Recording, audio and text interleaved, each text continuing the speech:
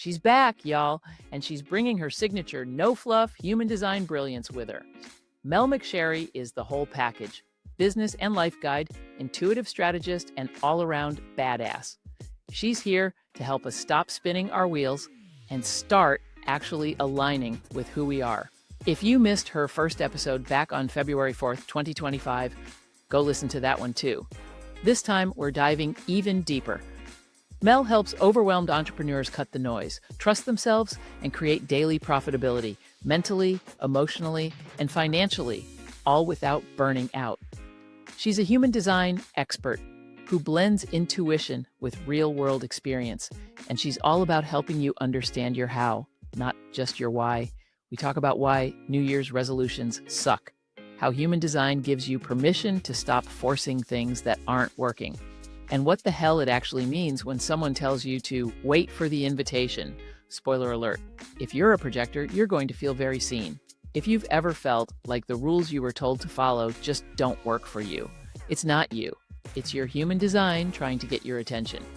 This episode, it's your permission slip to stop people-pleasing, stop second-guessing, and start showing up as the real you. So let's get started. Hey, welcome back, Midlife Badass listeners. This is Sue, your host from Midlife Strategies for Badass Women. And today I have a super badass on with me. Mel McSherry has been on the show in the past, and I will put her previous show down in the show notes so that you can check it out. Mel is a human design, I like to call her a goddess, but she, whatever, majesty.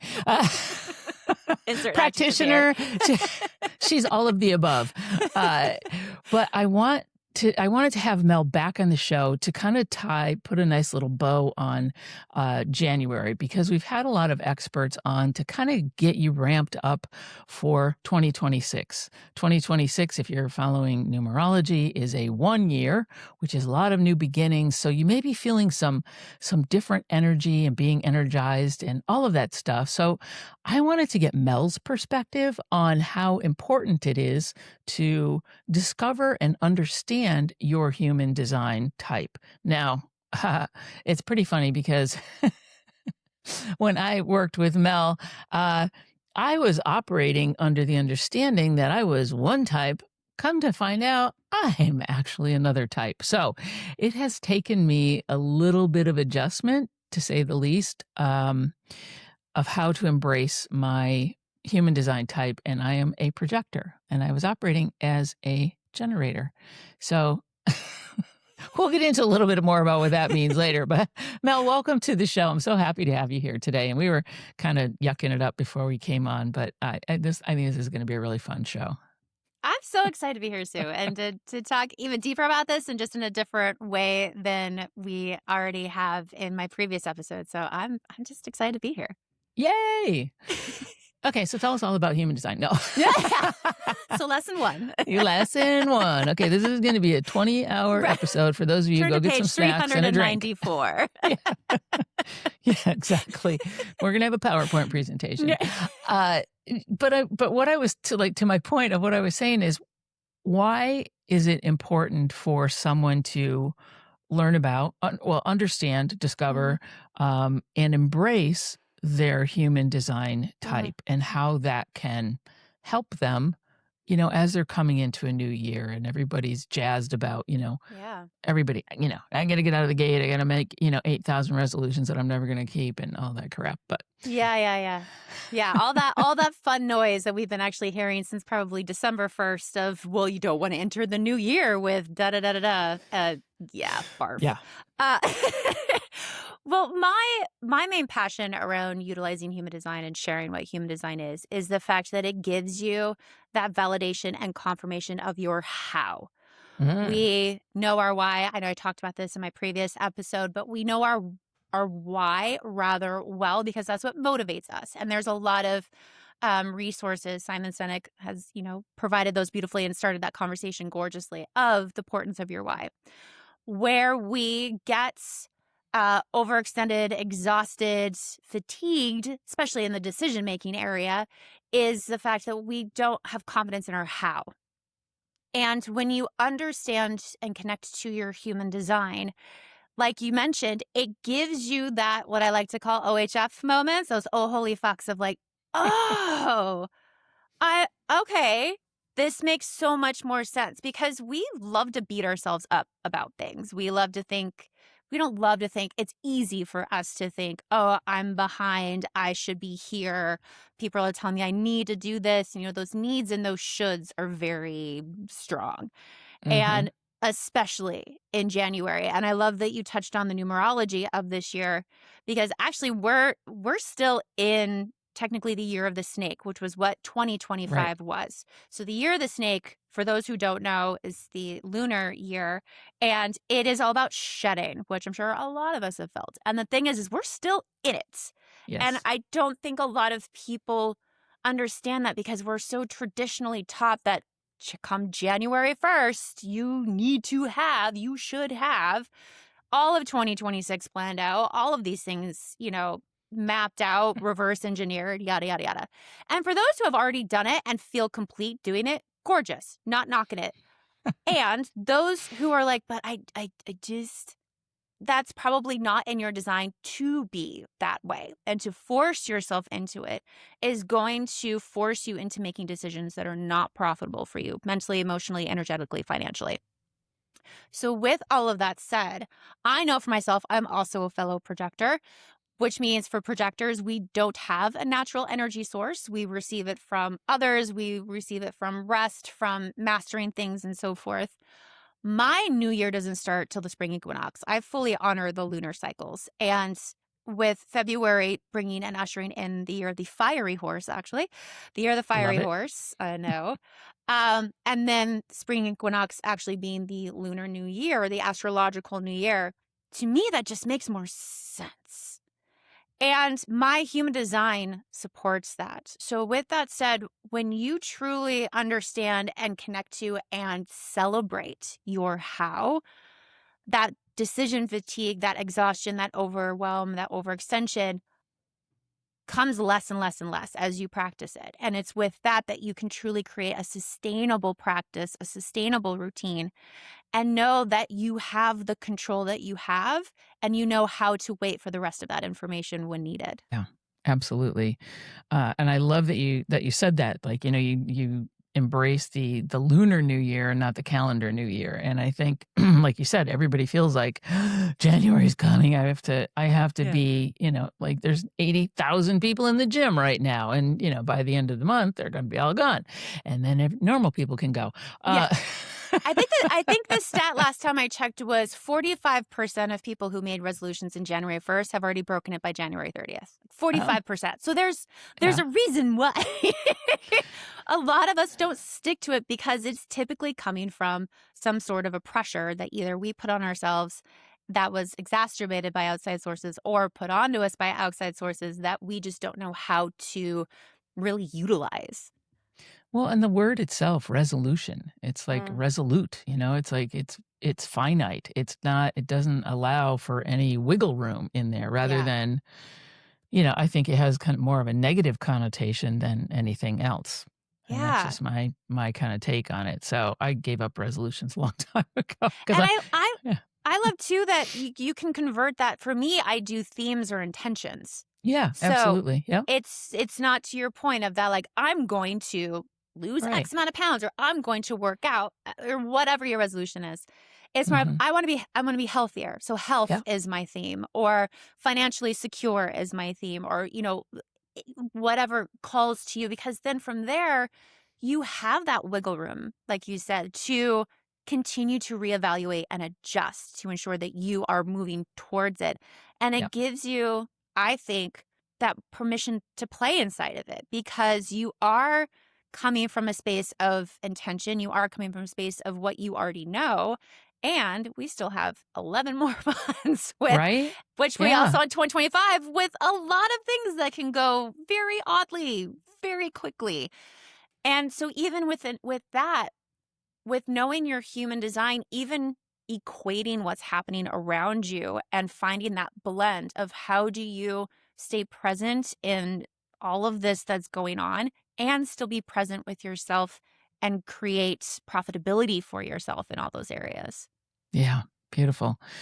And just for people who may not have heard your episode or are not familiar with human design, can you just sort of quickly talk about, because it's a lot of things put together in a really beautiful way that all makes sense, right? It's not just one thing. So can you speak to that a little bit just to kind of... Absolutely. Yeah. So human design utilizes several different modalities. So it utilizes quantum physics, I Ching, astrology, Kabbalah, and the chakras. And what it layers on itself to show you your energetic blueprint, or as I like to coin it, your operations manual. It shows you how much energy you have, where your energy comes from. It shows you how you can make your most profitable decisions, as well as how you receive information and what's your best ways to expel that or express it. It basically it gives you all of the guidelines to ensure that you can always be in that ease and in that flow every day. And the interesting thing is that it's not meant to be something that is, oh, I did my report, I now know everything. Thank you very much. It is, as you mentioned, it comes with a little bit of a factor. And then it's that implementation where it takes some time. In fact, the person who brought it forward says it takes an average of 7 years for you to fully incorporate your design. And I love that because it gives you that permission to find what piece resonated with you first. So for you, you mentioned your energy. When you focus on that, then all of a sudden you start seeing how it starts to unravel and recorrect a lot of the things that you already made decisions inside of or that you've been implementing. And it gives you that permission to see how this works for you. It's not a checklist. It's not here are the 7 rules to make 7 figures in 7 seconds. It's here's that would you. be nice. Right? Here's you. And every time everybody goes, oh yeah, that is me. Like, cool. Thank you. Not crazy, not lazy, sweet. And then from there, oh, that's why this didn't work. Or, oh, that's where I went too far. So you take that information, that lens, and you look at what you've already created and just start to shift. Because it's those, as Brendan Burchard lovingly says, it's those little things you do every day that make the biggest difference.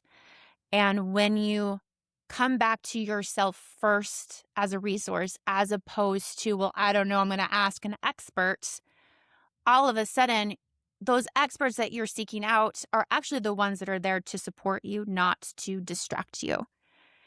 And so with all that said, it gives you your guidelines. It gives you your routines. It gives you your processes. And it gives you the space to have that wiggle room to go, oh, yeah, in my environment, in my culture, and my experiences, that's just not applicable. But if I do it this way, it's still the same theme, but this is just how I implement it to ensure that it's part of something that I can just put on autopilot sooner rather than later.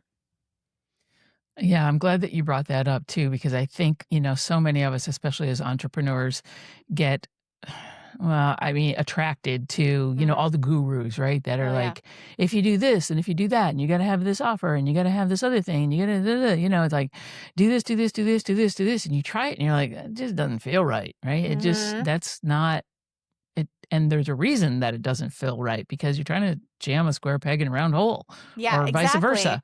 Yeah. It's like, cold calling and door knocking was not my jam. Hard sales have never been my jam. It just made me feel icky, smarmy, exhausted.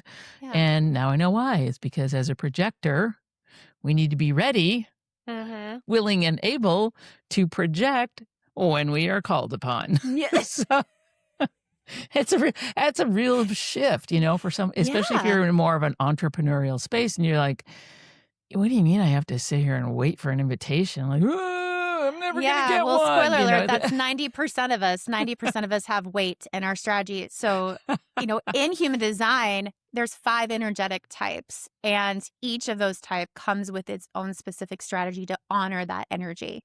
And so for us, as projectors who don't, like I mentioned earlier, we don't have a natural energy source. We need to rest because it's easy for us to burn out. I shared that in my previous episode of I burned out a couple of times because I wasn't paying attention.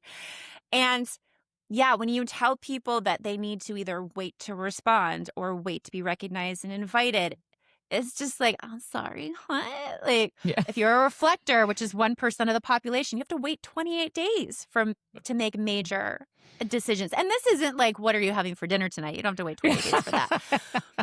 Which some people are like, but wait a minute. I'm going to starve. I know. But it's so interesting when they start to embrace it, how, again, that definition of profitability really becomes multi-layered for them. And it gives them just more information around those processes. And again, the information of why that didn't work, as well as the vernacular to advocate yourself when you know it's not the right thing. Because it's easy for us to get bullied into stuff too when we don't know what we don't know, but we actually do know it. We just don't have the way to express it or the proof of, no, this is who I am. A lot of, traditional coaches can chalk that up to, oh, well, you got to be outside your comfort zone. Oh, well, it's just something new. You just need to try it. When 9 times out of 10, now that I know this information of human design, it's literally your system telling you no. I'm just like, this is not the way. You have another way. But when you don't have the proof of that and the vernacular to express that, it's easy to get caught up in that conditioning. One of the things, one of the types in human design is what's called a manifesting generator. Those are the energizer bunnies, and those are also the energizer bunnies who are not meant to focus on one thing. So if you're a person listening right now and you're like, why is it that every time somebody tells me niche down, I want to punch him in the face? Probably because you're a mani-jet and that's not the way you're designed. So again, it's just those like, oh, okay, I knew it. I now have, again, the proof. So what can I do with this information to really start making the most profitable decisions for me in a process that is sustainable? Right. Yes. And well, that, like what you're saying about, not getting bullied into, and I think, we bully ourselves into things. And that's a lot of that, people pleasing kind of thing where you're like, yes, I will do that. And that's how I totally would always get caught up on things like, yes, I'll volunteer for that, or I'll do that thing. And then I'm like, mumbling to myself and cursing under my breath afterwards. Like, why did I commit myself to that? Right.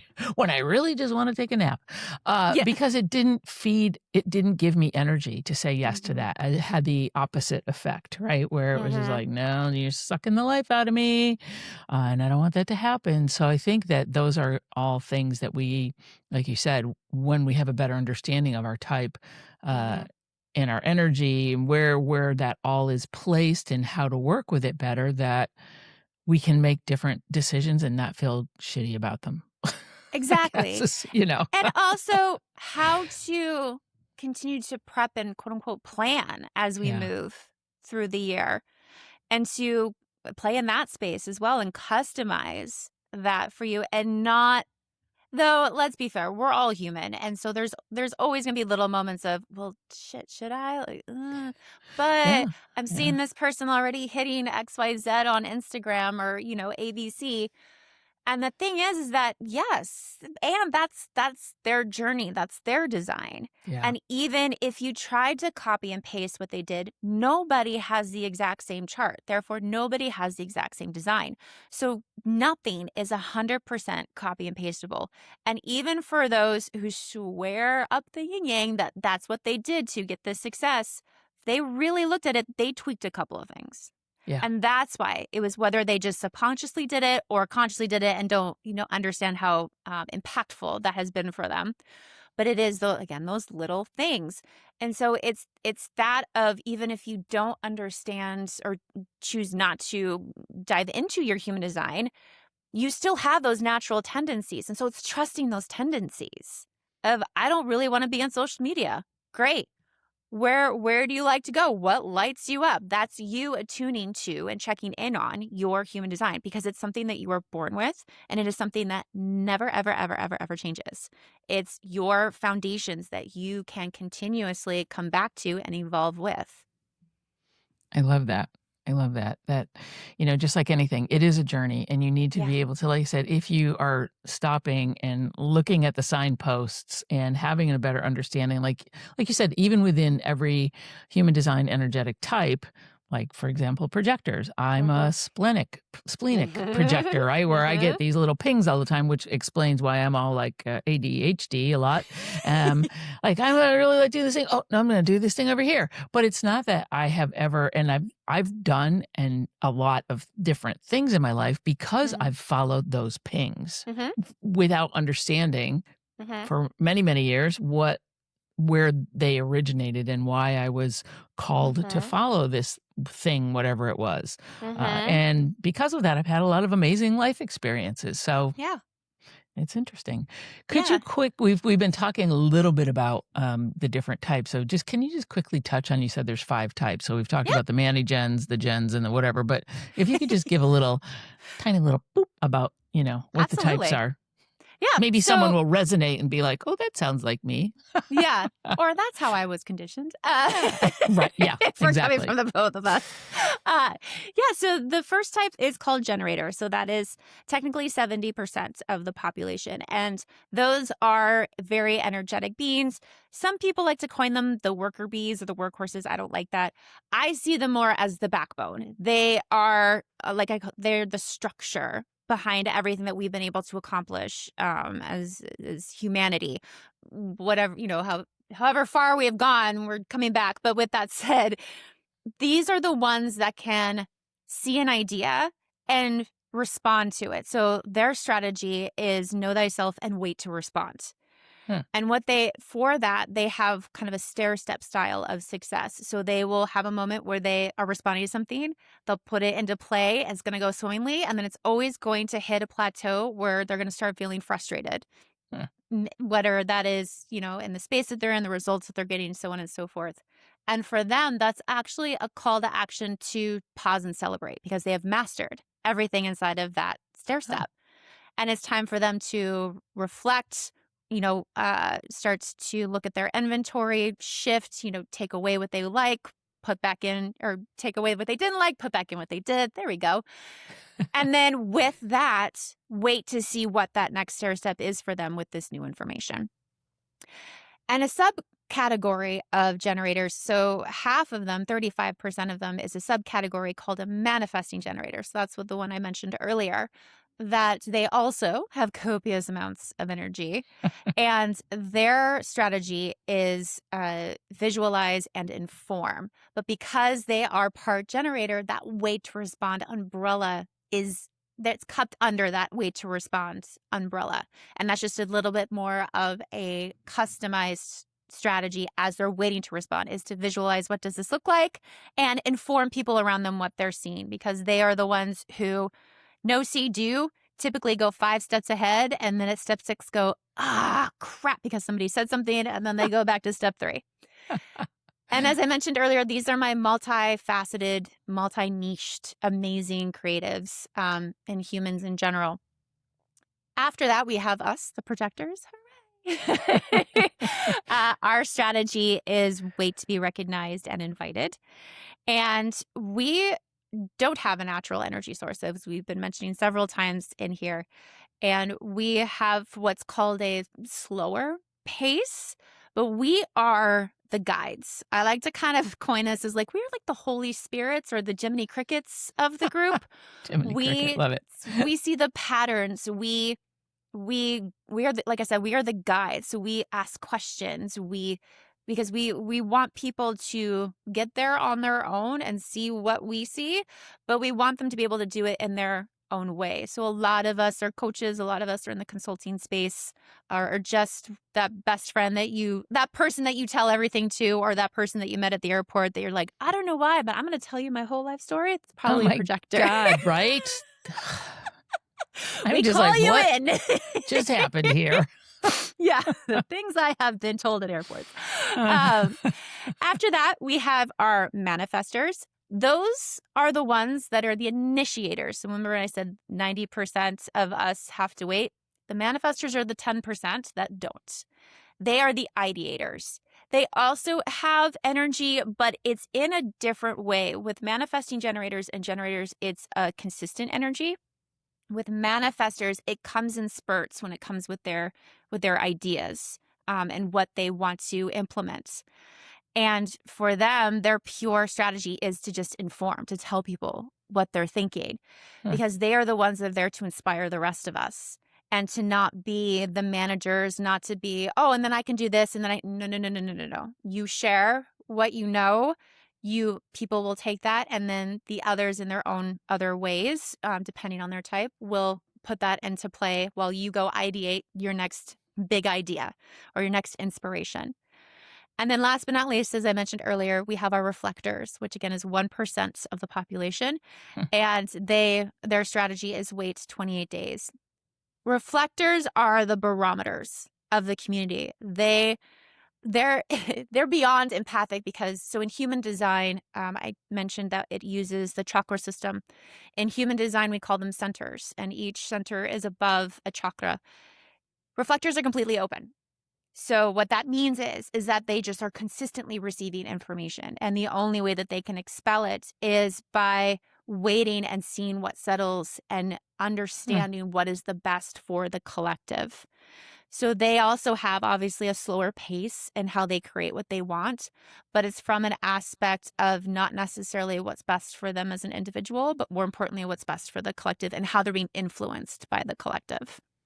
That is so cool. I love that. Like, I'm thinking, like, is it funny? Is there like, like in astrology, like these famous people are Libras, or these famous people are whatever? Is there some sort of like these famous people are projectors, or these, is there something like that? I can tell you Barack Obama is a projector. Okay. Good to know. In good company. Yes, him and I share some similar things in our charts, which, always makes me feel better. But no, what's interesting is that I was having a conversation with somebody that, and everybody's different, right? For me, I can never tell, like right off the bat, what your type is, mostly because a lot of us are unknowingly coded. I can typically tell you which of your centers are open and which are defined, because centers is where I love to nerd out on.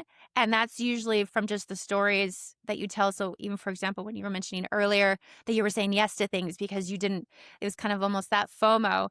I was like, well, then you probably have an open heart, because you wanted to prove that you're worthy and valuable, and or an open throat because you want to be recognized and you want to share what you know. And so therefore you just go for it without being invited.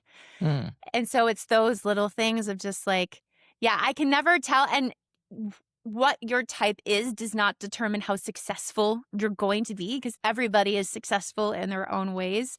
It's understanding what that actual signature is for you, because for some it is success. Projectors, our signature is success.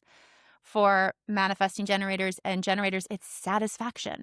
So even with that, it's like, ooh, so if my whole premise is to continuously be satisfied, what does that mean to me? And does that shift how I look at my goals and how I'm utilizing things? And so again, it's all of these little bits and bobs of human design that just make you go, oh, okay, let's redefine this, or let's reframe this, and really come from a place of, this is how I say it, this is what I know, this is how I implement it, and then, move on from there. I love it. I love that you when you talked about the generators doing like a little stair step thing. So they get to a plateau, right? And it's that satisfaction thing where like, okay, well, I'm satisfied with that result. Like, now what, right? And then they kind of go like, okay, let's start something new, and they go up to the next thing. And when they hit the plateau, they're good. That's what you've gone as far as you can go. Let's move on. Yeah, like, congratulations. Like, that must be nice. Pat yourself on the back. Yay. Yeah, right? Because for some of us, again, we feel that differently. Yeah. And it's that understanding of, why am I feeling the way that I'm feeling? Where is that coming from? And your human design shows you. And not only does it show you, it gives you the prompts of how to either connect and celebrate it, or to recognize, oh, yep, went too far. Okay, what are my prompts for checking in to get this back, quote unquote, on track? Right. How long has human design been around? It's been around since the 80s. Okay. Yeah. And So that's not new, but it's new to a lot of people. right. And that's what I was getting at, because I mean, Yeah. all the other things, and I love that it's quantum physics and astrology and all of these cool things, because it's never just one thing. Like, Yeah. like if you listen to your horoscope and you are religious about that, well, that's the whole picture, right? Yeah. Yeah. It's It's an just part of the element for picture. sure. Yeah, Yeah. And absolutely. even just the different quote unquote personality tests, because a lot of people like to wrap human design up in that category, which, it is what it is. Yeah.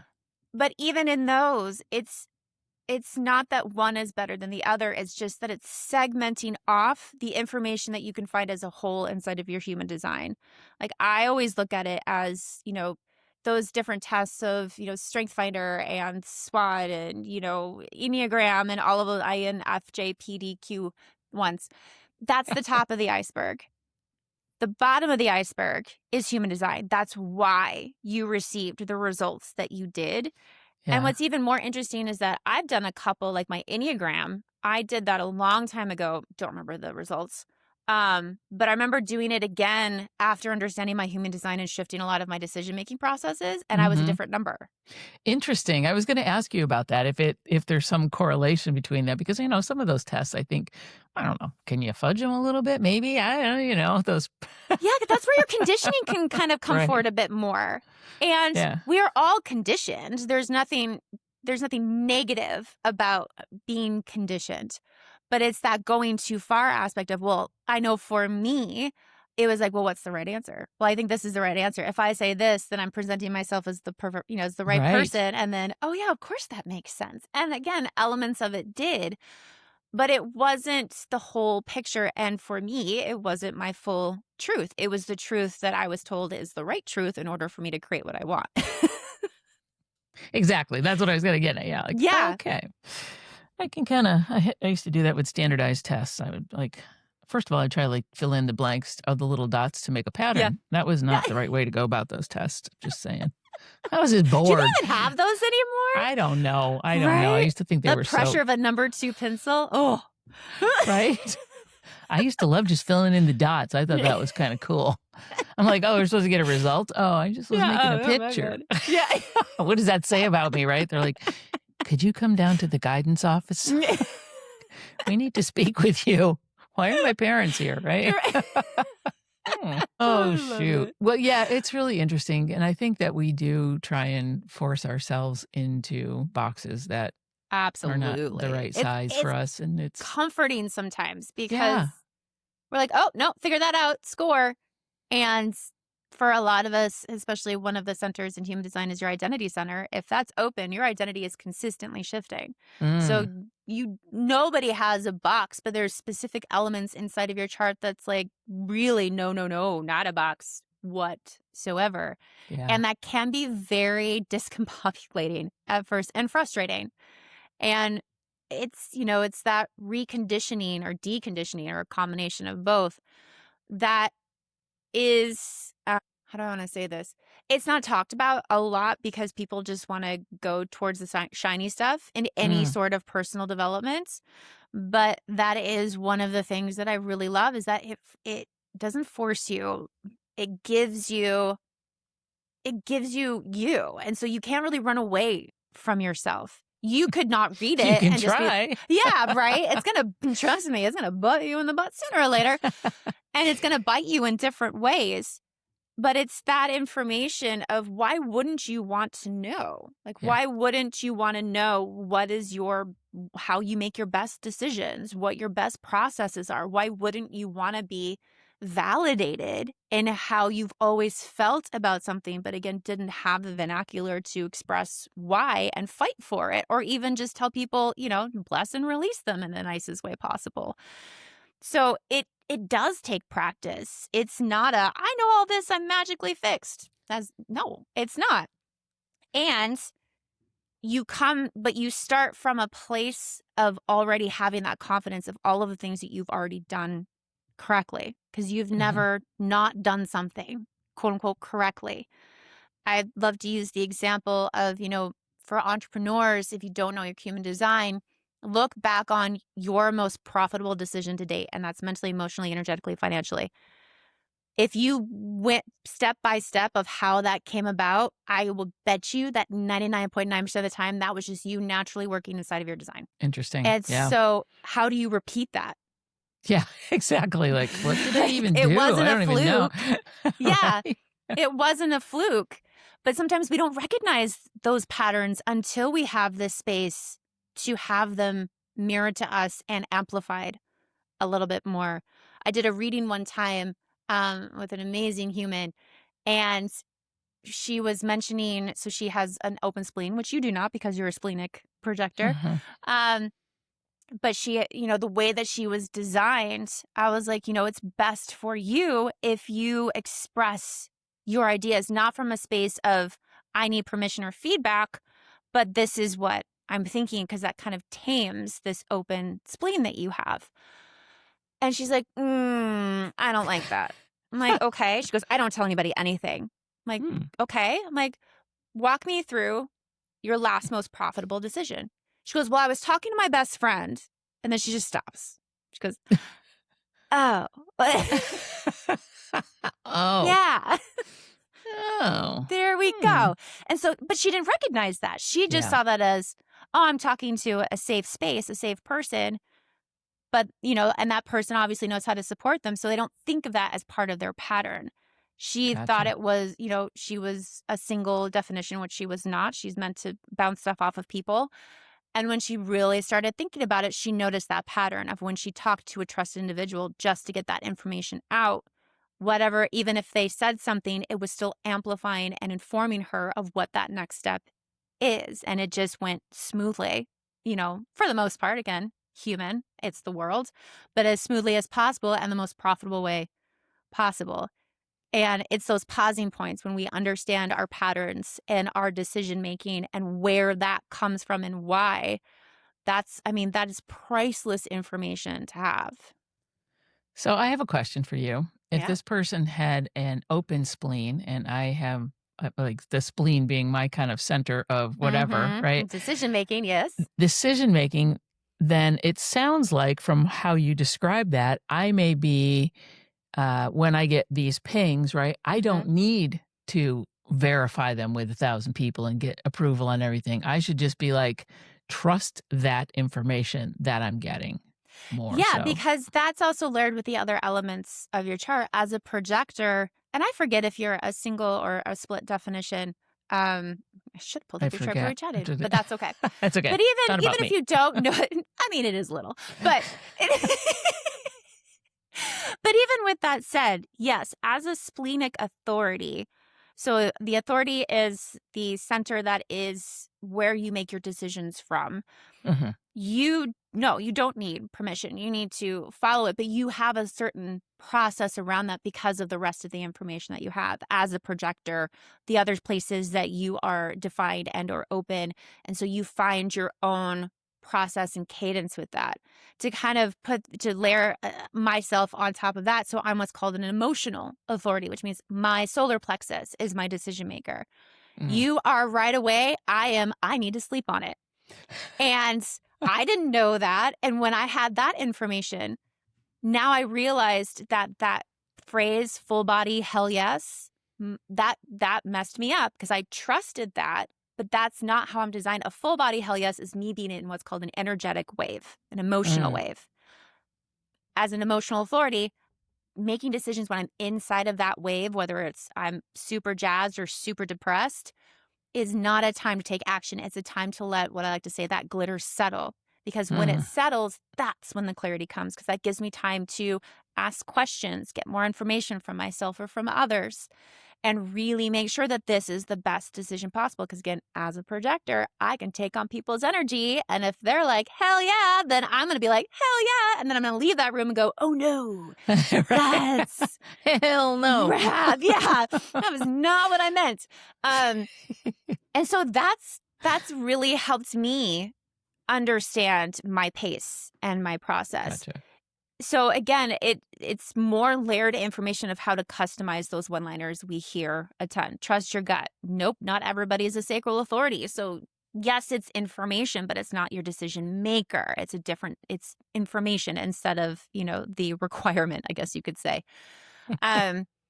And anytime, yes, nobody can make decisions from their head. Nope, their head is not an authority, but also neither is your heart most of the time. That's very, Interesting. very few of us have Yeah. that. So again, it just helps you pull back from those one-liners. It helps you pull back from that possible guilt trip or scarcity scare of, well, no, I know this about myself. And for those of us who are in, any type of quote unquote sales, it helps us understand too that, yeah, sometimes people really do need to sleep on it. It's not, so don't keep them on the phone. Don't try to keep Right. finding the solution.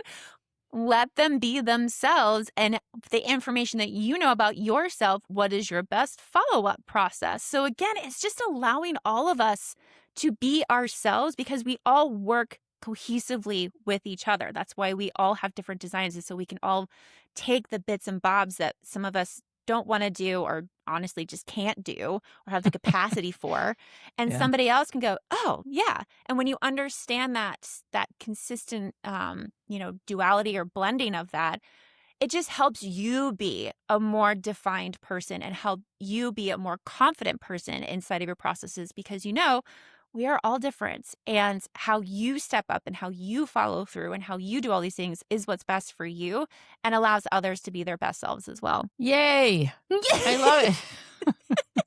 It's always so fun to talk to you. And what I want to ask you, as we're kind of getting, that was a lot of information. I'm sure some people are like, "Holy shit, what is going on with me now? I'm really fucked up." Which I have way is up? no I don't idea. know. I have no idea what to do now. I got to find out what I am, which is a good thing. Yes. Do it. Find out what human design type you are, because it will really help you. Case in point, over the past year, I've kind of just been, playing with different things and trying on some different ideas and expanding in ways that feel good to me.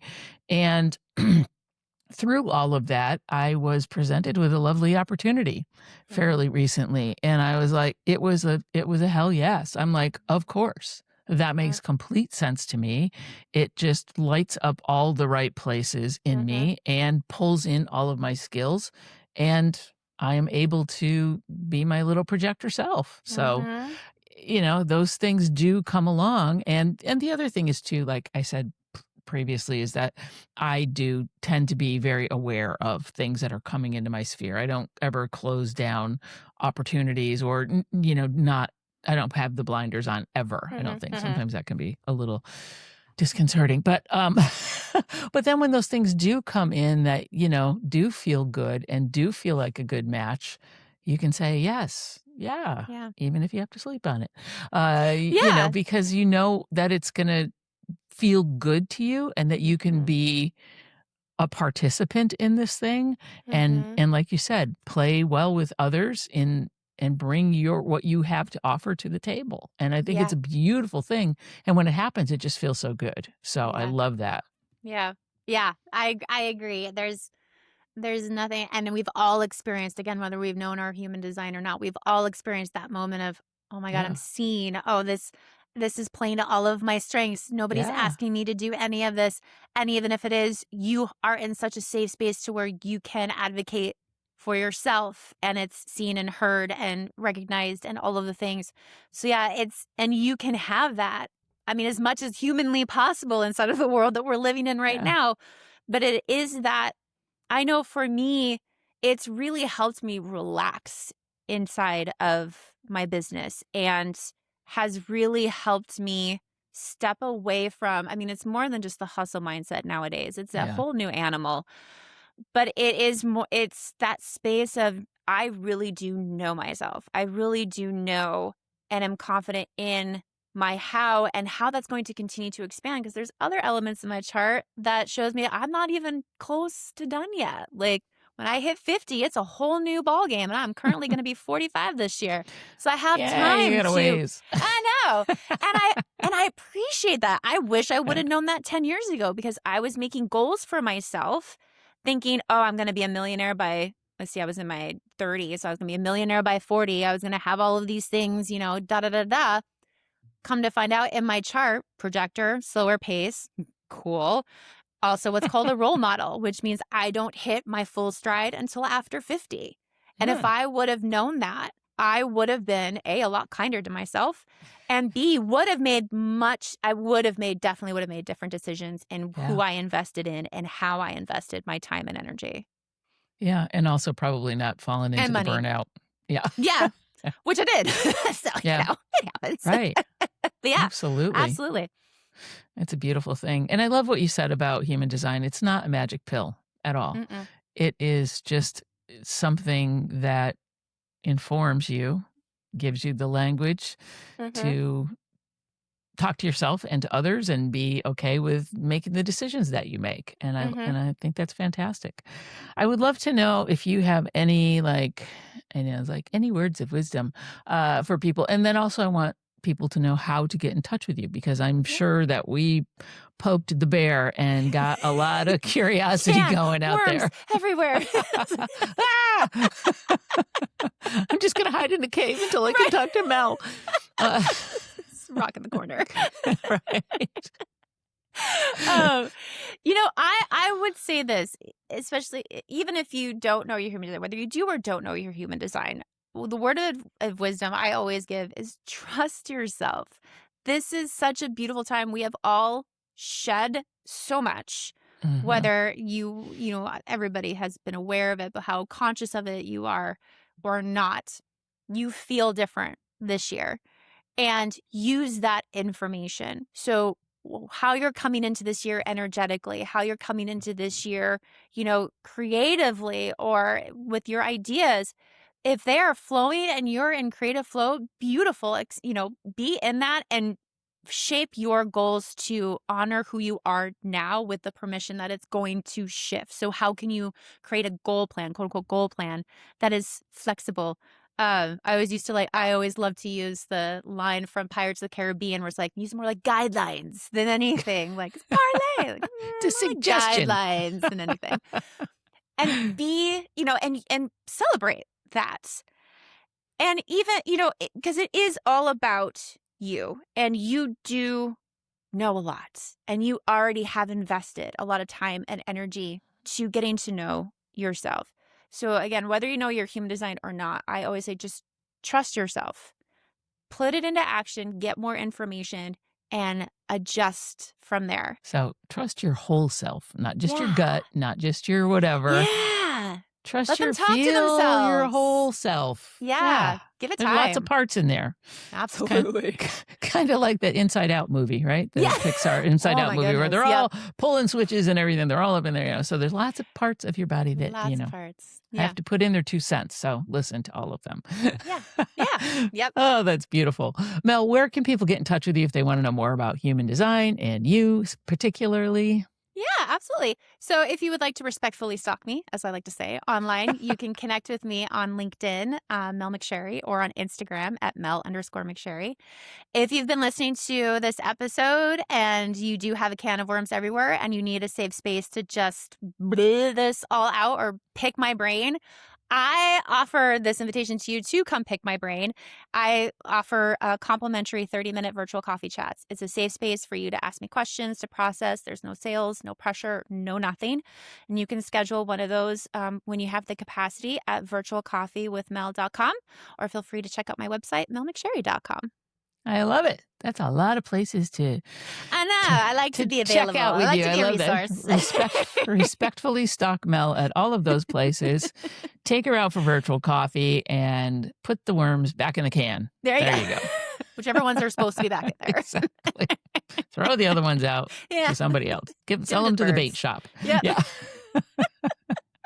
Well, this has been a really fun episode, and thank you so much for being available and with all of your wisdom and all of your, I love your fun energy around all of this. And it really is an amazing thing to find out what your true human design energy type is, because you may find out a lot you weren't expecting, but it will be to your advantage in the long run. Exactly. So if this episode has resonated with you, and I'm sure it has, if you've opened a big can of worms, and you may very well have, reach out to Mel, share this episode with a friend, give us a rating and a review. We love you so much, and thank you so much for joining us for another episode of Midlife Strategies for Badass Women. Hey, badass listeners. Have you ever thought about starting a podcast yourself, but are just too overwhelmed or you don't know where to start? You don't know what to talk about, or you think you have a lot to talk about, but you don't know how to get started? If you are pod curious, schedule a podcast success call. I'll answer your questions and give you some actionable tips that you can implement immediately. You can get ready to launch or relaunch your podcast in 2026. What the hell are you waiting for? There's a link in the show notes. Just click on I'm Pod Curious and schedule your call today.